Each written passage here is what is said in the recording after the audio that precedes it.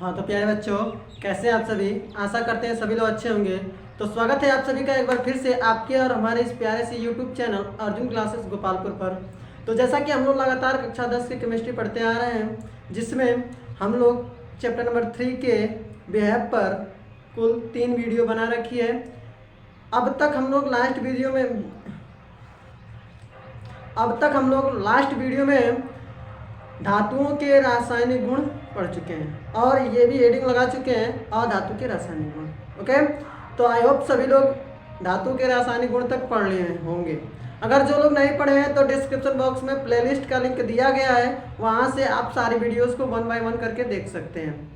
ठीक है। और एक बात मैं हर एक वीडियो में कहता आया हूँ कि आप शुरू के 3 वीडियो जरूर देखिएगा, क्योंकि वो वीडियो बेसिक का वीडियो है और वो वीडियो अगर आप नहीं देखे हैं और उसके बारे में आप नहीं जानते हैं तो आपको केमिस्ट्री समझ में नहीं आने वाली है। तो अगर आपको केमिस्ट्री सीखनी है, समझ में अगर आनी है, केमिस्ट्री को समझना है, तो आपको उन वीडियोज़ को देखना होगा। ठीक है, चलिए। तो और दूसरी बात कि अगर आप अब तक हमारे टेलीग्राम ग्रुप के साथ ज्वाइन नहीं हुए हैं तो डिस्क्रिप्शन बॉक्स में उसका भी लिंक दिया गया है। आप तुरंत के तुरंत टेलीग्राम ग्रुप के साथ ज्वाइन हो जाइए, क्योंकि मैं जब भी चैप्टर समाप्त होता है तो उस चैप्टर का सारा PDF वहीं पर अपलोड करता हूँ। ओके, चलिए ठीक है। तो चलिए हम लोग देर न करते हुए अपना वीडियो स्टार्ट करते हैं। ओके, तो हाँ, तो जो लोग अधातुओं के रासायनिक गुण हेडिंग नहीं डाले हैं वो डाल रहे हैं, जो डाले हैं वो सुनते रहें। ठीक है। हाँ, तो अधातुओं का रासायनिक गुण हम लोग को पढ़ना है ना। लास्ट वीडियो में हम लोग धातुओं के रासायनिक गुण पढ़ लिए थे। तो अगला हेडिंग है आपका अधातुओं का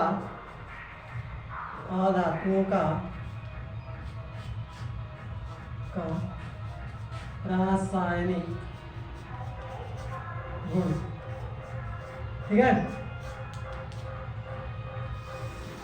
पहले हम लोग जितना सारा है कक्षा 10 की बुक में जितना सारा टॉपिक दिया सारा पढ़ेंगे।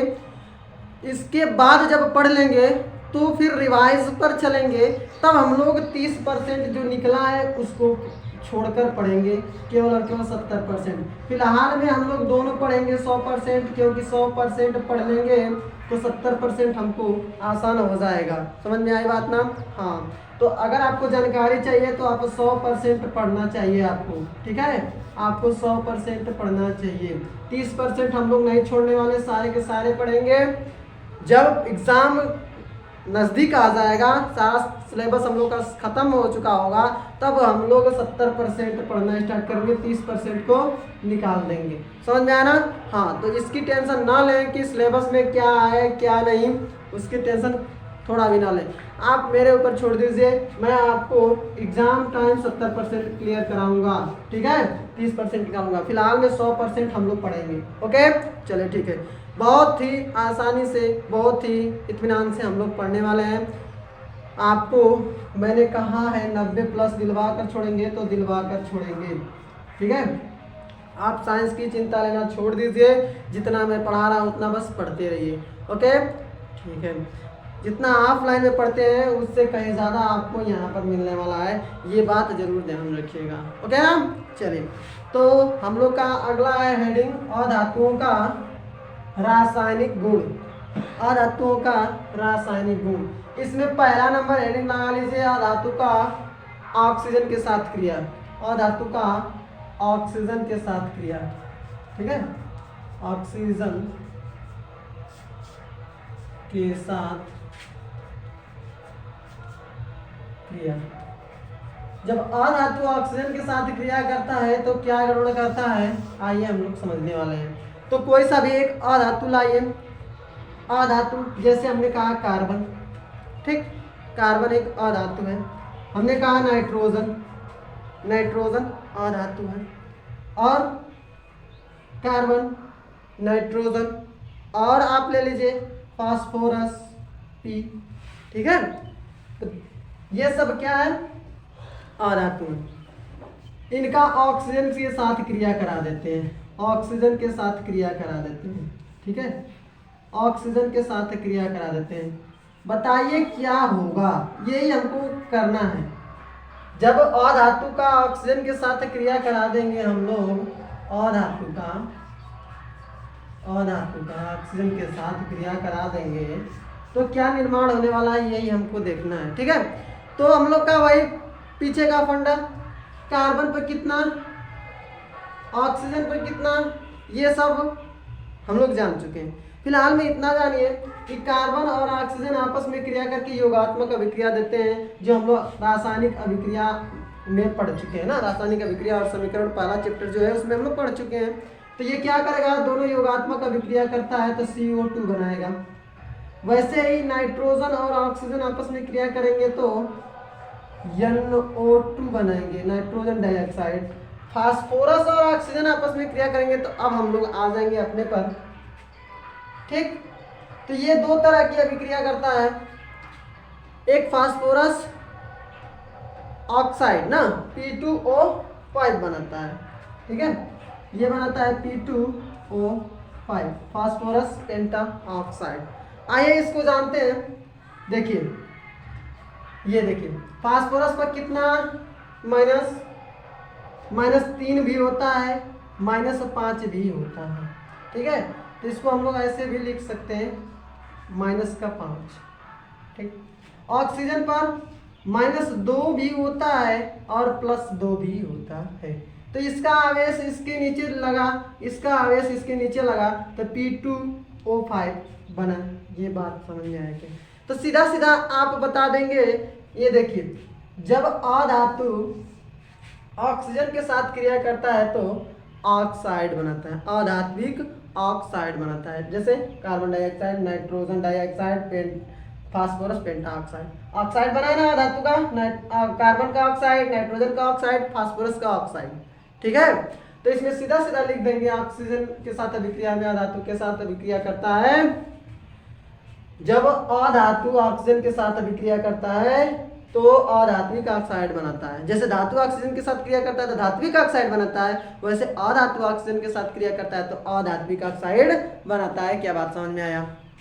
हम लोग इससे पहले वाली वीडियो में हम लोग पढ़े, कल वाली वीडियो में क्या था, धातु ऑक्सीजन के साथ क्रिया करा और धात्विक ऑक्साइड बनाया ना।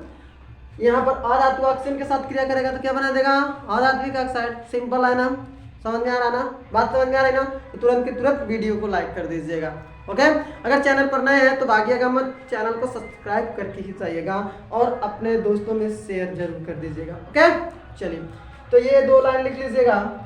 जब अधातु ऑक्सीजन के साथ क्रिया करता है तो, जब अधातु ऑक्सीजन के साथ क्रिया करता है तो अधात्विक ऑक्साइड का निर्माण करता है।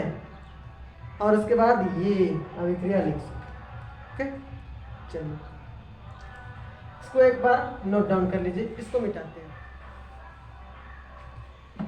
तो हम लोग जान गए अधातु का ऑक्सीजन के साथ क्रिया। अब देख लेते हैं अधातु का हाइड्रोजन के साथ क्रिया। तो दूसरा नंबर हाइड्रोजन, हेडिंग लगा लीजिए, हाइड्रोजन के साथ अभिक्रिया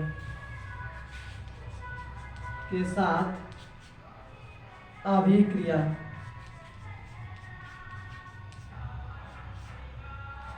हाइड्रोजन के साथ अभिक्रिया कराएंगे तो अधातु का क्या होगा, वही वाला अधातु ले लेते हैं, कार्बन नाइट्रोजन। ठीक है, ले लिए हमने कार्बन और नाइट्रोजन ले लिया। ठीक, और क्या ले सकते हैं हम लोग अधातु में, फास्फोरस ले सकते हैं। तो हम हाइड्रोजन के साथ क्रिया कराएंगे H2। ठीक है, हाइड्रोजन के साथ क्रिया कराएंगे, क्या बनने वाला है ये देखिए। यहाँ देखिए कार्बन पर हम लोग जानते हैं काशी जी सन पीवे दोबारा पर +4 लिखते हैं हम लोग, +4। ठीक, हाइड्रोजन पर जब ये प्लस का इस पर आता है तो हाइड्रोजन पर माइनस का लगाते हैं, माइनस का इसका इसके नीचे, इसका इसके नीचे बनाएंगे तो क्या बनेगा, C1H4, CH4। ये देखिए नाइट्रोजन पर हमको पता है पहले से -3 होता है, तो हाइड्रोजन पर +1 होता है, इसके नीचे इसके नीचे, तो यान याच 3 बनेगा क्या, देखिए इसका नीचे, इसका इसके नीचे, तो NH3। अब अभिक्रिया संतुलित नहीं है तो संतुलित आप करा सकते हैं। अभिक्रिया संतुलित नहीं है तो संतुलित आप करा सकते हैं। ठीक है, समझ में बात आई? अच्छा, इतना बात तो आपको समझ में आया।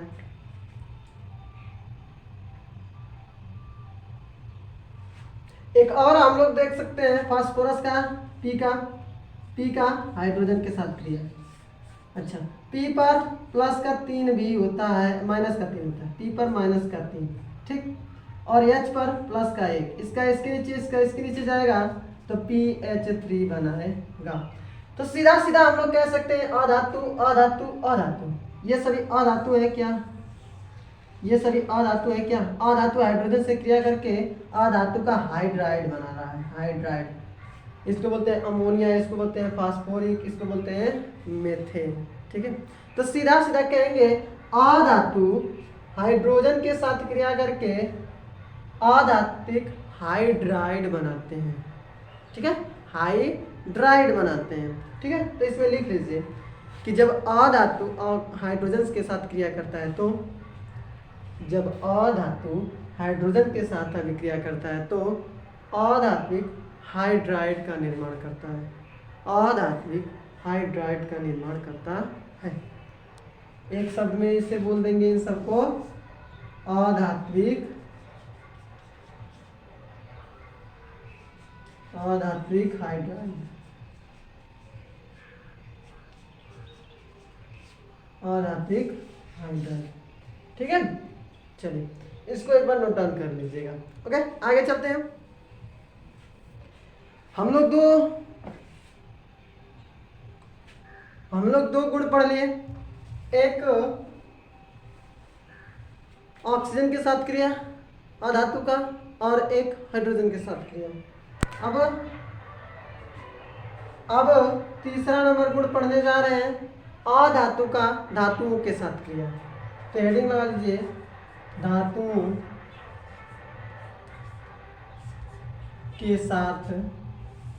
धातुओं के साथ अभिक्रिया। ठीक, अधातु ले लीजिए नाइट्रोजन, फिर चलिए नाइट्रोजन ले लेते हैं, फास्फोरस ले लेते हैं और इसको धातु के साथ अभिक्रिया कराते हैं। धातु कोई सा भी ले लीजिए, कोई सा भी एक धातु लीजिए। और अधातु मान लीजिए क्लोरीन भी तो है, इसको भी ले लीजिए। और धातु कोई सा भी ले लीजिए, मान लीजिए कि हमने क्या ले लिया, सोडियम से इस सभी में क्रिया कर दी N से। अब जरा बताएंगे क्या बनेगा, सोडियम धातु है ना। अच्छा, N पर कितना माइनस, 3 माइनस, और Na पर 1 प्लस, इसका इसके नीचे, इसका इसके नीचे, तो Na3N हो जाएगा या Na3। ठीक, तो ये इसका इसके नीचे जाएगा तो 3 बनेगा नहीं Na, तो Na3N हो सकता है। अच्छा, इसका क्या हो जाएगा, इसका भी तो 3 होता है फास्फोरस का, तो इसका क्या बनेगा Na3P। अच्छा, इसका आपस में क्रिया कराएंगे तो इस पर -1, इस पर +1, तो ये दोनों कैंसिल होकर क्या बना देंगे NaCl। ठीक, अब बताइए ये एक यौगिक बना, एक प्लस का, एक माइनस का, एक प्लस का, एक माइनस का, एक प्लस का, एक माइनस का, तो इसको लवण बोलते हैं, या एक शब्द में इसको लवण या फिर लवण, या इसी को हम लोग आयनिक यौगिक कहेंगे, आयनिक यौगिक। ठीक है, लवण या आयनिक यौगिक का निर्माण करता है। लवण भी कह सकते हैं, आयनिक यौगिक भी कह सकते हैं।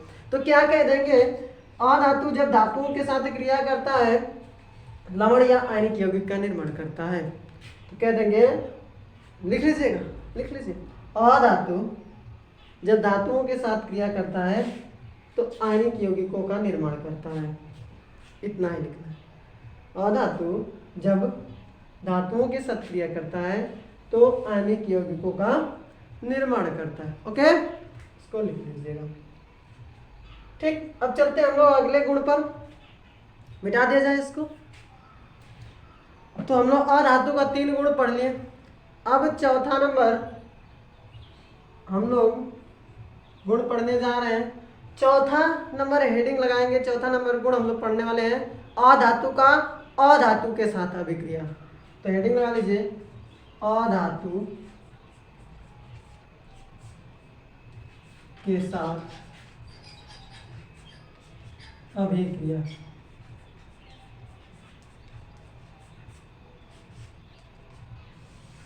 अधातु के साथ अभिक्रिया करेगा, अधातु तो क्या बनेगा, मतलब कि खुद का खुद के साथ अभिक्रिया ना। एक अधातु लेंगे और दूसरा एक अधातु लेंगे, दोनों का आपस में क्रिया कराएंगे। जैसे हमने कहा, मान लीजिए क्लोरीन एक अधातु है, क्लोरीन के साथ क्रिया करा देते हैं, क्या बना देगा। नाइट्रोजन है, नाइट्रोजन के साथ क्रिया करा देते हैं, क्या बनाएगा। ठीक है, अधातु के साथ क्रिया। ठीक है, अच्छा मान लीजिए हमने नाइट्रोजन का क्लोरीन के साथ क्रिया करा देते हैं, अधातु मतलब आपस में क्रिया करा सकते हैं। तो जब अधातु के साथ क्रिया कराते हैं तो क्या होता है, आइए देखते हैं। तो एक बात हमेशा ध्यान रखिए कि जब अधातु के साथ क्रिया कराता है तो सहसंयोजी यौगिक बनाता है। कौन सा यौगिक, सहसंयोजी यौगिक, क्योंकि उसमें सहसंयोजी बंध स्थापित हो जाता है। कैसे होता है, इधर आइए समझते हैं।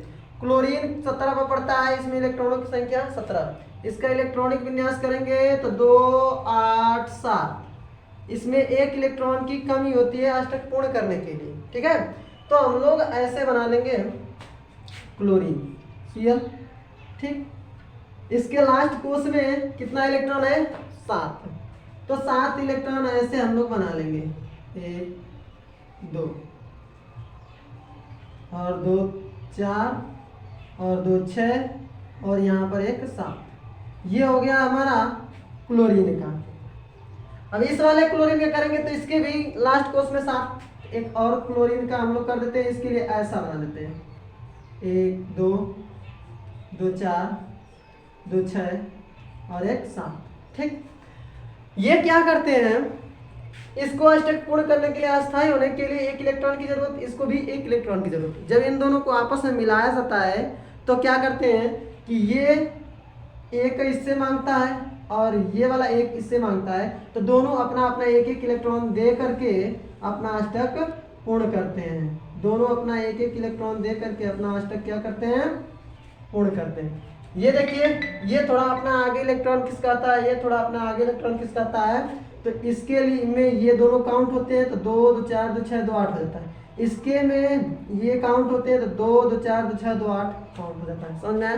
तो दोनों आपस में एक बंध बनाते हैं जिसे समान इलेक्ट्रॉन, मतलब कि बराबर इलेक्ट्रॉन का साझा करते हैं, साझेदारी करते हैं। साझेदारी के कारण इसके मध्य सहसंयोजी बंध स्थापित होता है, इसी कारण इसे सहसंयोजी यौगिक भी कहते हैं। इसको ऐसे हम लोग लिख सकते हैं, Cl 2 है और Cl, इसके मध्य एकल बंध स्थापित हो जाएगा, या इसको हम लोग ऐसे भी लिख सकते हैं Cl2।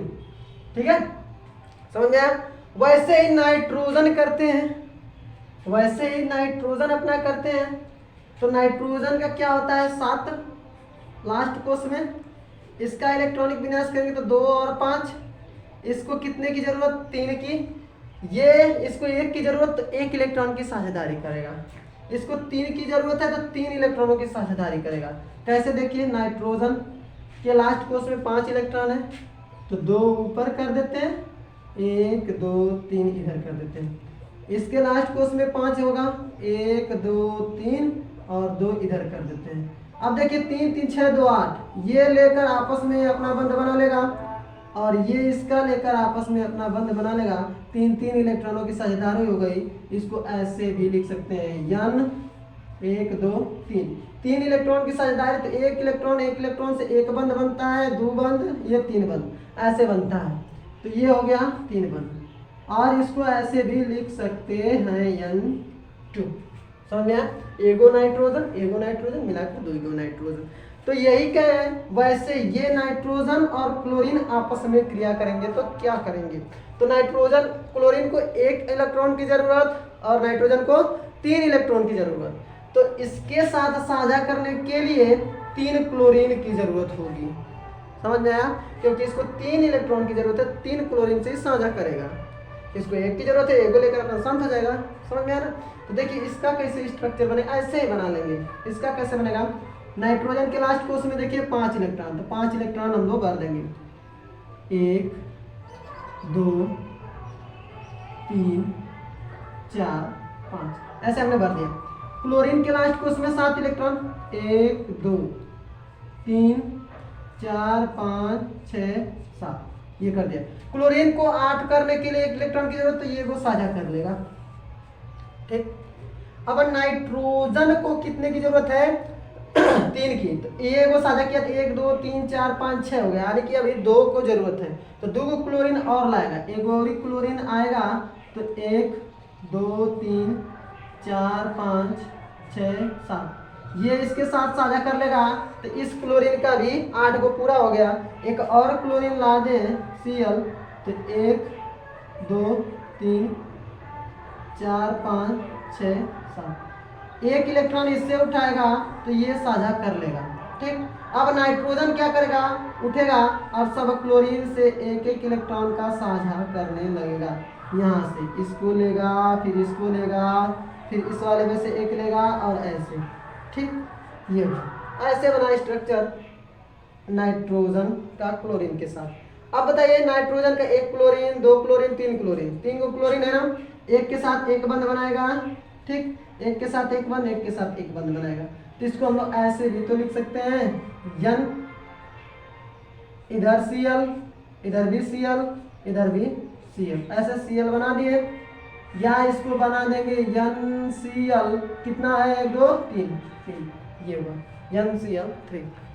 बात समझ में आई क्या, अधातु का अधातु के साथ अभिक्रिया, सीधा सीधा जब अधातु के साथ अभिक्रिया कराता है तो सहसंयोजी यौगिक बनाता है। सहसंयोजी यौगिक कैसे बनते हैं, क्योंकि इसमें सहसंयोजी बंध स्थापित हो जाते हैं, आपस में साझेदारी करने लगते हैं। बात समझ में आई क्या, तो ये ऐसे आप स्ट्रक्चर बनाकर दिखा देंगे परीक्षा में ना, अगर आ जाता है तो आपको फुल नंबर मिलने वाला है। समझ में आई बात, ठीक है, चलिए ठीक, तो ये आप कर लीजिएगा। तो उसमें 2 लाइन जरूर लिख लीजिएगा कि जब अधातु के साथ क्रिया करता है तो सहसंयोजी यौगिक का निर्माण करता है। ओके, आई बात समझ में। तो हमने यहाँ पर कुल 4 अधातुओं का गुण पढ़ लिए, रासायनिक गुण। अब हम लोग आगे चलते हैं, तो पहले इसको मिटाना पड़ेगा। चलिए, हाँ, तो हम लोग जितना मोस्ट इम्पोर्टेंट जितना भी था सारा का सारा अधातु का रासायनिक गुण पढ़ लिए। अब हम लोग चलते हैं आगे, अगला हेडिंग है आपका अम्लराज या एक्वारेजिया। हेडिंग लगा लीजिए, अम्लराज या एक्वारेजिया। अम्लराज या कहते हैं एक्वारेजिया, ठीक है, अम्लराज या एक्वारेजिया। ये क्या होता है आइए समझते हैं। ठीक है, अम्लराज या एक्वारेजिया, हेडिंग लगा लीजिएगा। देखिए अम्लराज या एक्वारेजिया होता क्या है, तो आप याद रखिएगा अम्लराज किसे कहते हैं। मान लीजिए कि एक बर्तन है, इसमें हम लोग हाइड्रोक्लोरिक अम्ल HCl मिला है और इसमें हम लोग नाइट्रिक अम्ल HNO3 मिला है। हाइड्रोक्लोरिक अम्ल मान लीजिए 3 ग्राम मिला दिए, तो नाइट्रिक अम्ल 1 ग्राम मिला दिए, यानी कि अनुपात दोनों का क्या हो गया 3:1 का। ठीक है, ये किसका है HCl का, ये किसका है HNO3 का। जब 3:1 का अनुपात हाइड्रोक्लोरिक अम्ल और नाइट्रिक अम्ल एक दूसरे में मिला देते हैं और 3:1 का अनुपात बन जाता है, तो उसे अम्लराज या जो भी विलयन तैयार होता है, जो भी सॉल्यूशन तैयार होता है, उसे अम्लराज कहते हैं। अम्लराज मतलब अम्लों का राजा। ठीक है, अम्लराज से आप सोनार को देखे होंगे, आभूषण को, क्या करना है, नया करवाने जाते हैं, तो वो अम्लराज में डाल देता है और उसको क्या करता है अम्लराज, उसके जितने सारे कचरा होते हैं सोने के साथ उसको बाहर कर देता है। ठीक है, तो वही अम्लराज होता है। अम्लराज किसे कहते हैं या एक्वारेजिया किसे कहते हैं? हाइड्रोक्लोरिक अम्ल और नाइट्रिक अम्ल को 1:3 के अनुपात में मिलाने पर जो विलयन तैयार होता है उसे अम्लराज या एक्वारेजिया कहते हैं। हाइड्रोक्लोरिक अम्ल और नाइट्रिक अम्ल को 1:3 के अनुपात में मिलाने से जो विलयन तैयार होता है उसे अम्लराज या एक्वारेजिया कहते हैं। आई बात समझ में ना? नोट डाउन कर लीजिएगा। ओके, चलिए ठीक है। ज़्यादा से ज़्यादा आप समझने का प्रयास कीजिए, फोकस कीजिए जब तक समझा रहे हैं। जब समझा लें तो आपको मैं खुद बोल कर लिखवाता हूँ, उस समय आप लिख लीजिए। ओके, चलिए, या फिर नहीं लिख पाते तो वीडियो को रोक करके लिख लीजिएगा। ओके, चलिए, तो लिखना स्टार्ट कीजिए। अम्लराज या एक्वारेजिया में हाइड्रोक्लोरिक अम्ल और नाइट्रिक अम्ल को 3:1 के रूप में मिलाने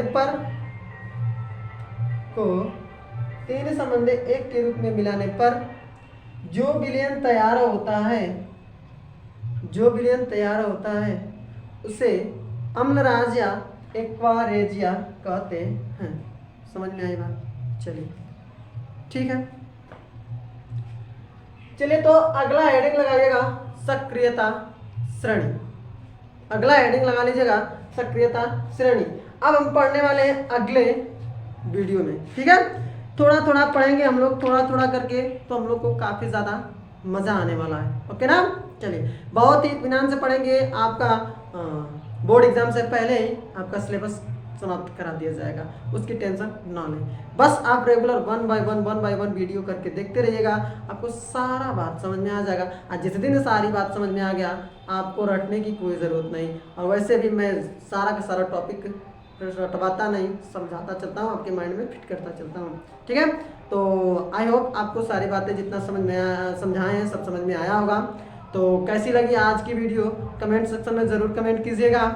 ओके, और भाई आप लोग शेयर लगता है नहीं करते हैं, आप शेयर किया कीजिए, जिससे अगर देखिए शेयर नहीं करेंगे व्यूज़ नहीं आएंगे तो हम मोटिवेट नहीं होंगे, डीमोटिवेट होंगे, और डीमोटिवेट होंगे तो शायद ही आपका सिलेबस ख़त्म हो पाए।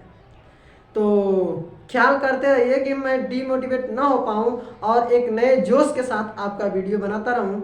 ठीक है, चलिए, तो उसके लिए आपको शेयर करना पड़ेगा और सब्सक्राइब, आपके घर में जितने भी मोबाइल हैं सबसे सब्सक्राइब करवाइए। सब्सक्राइबर अब तक एक भी नहीं बढ़े, तो थोड़ा सा हमारा भी ध्यान दीजिए। ओके, चलिए ठीक है, तो मिलते हैं आप अब नेक्स्ट वीडियो में नेक्स्ट दिन। तब तक के लिए tata bye bye, love you all, जय हिंद।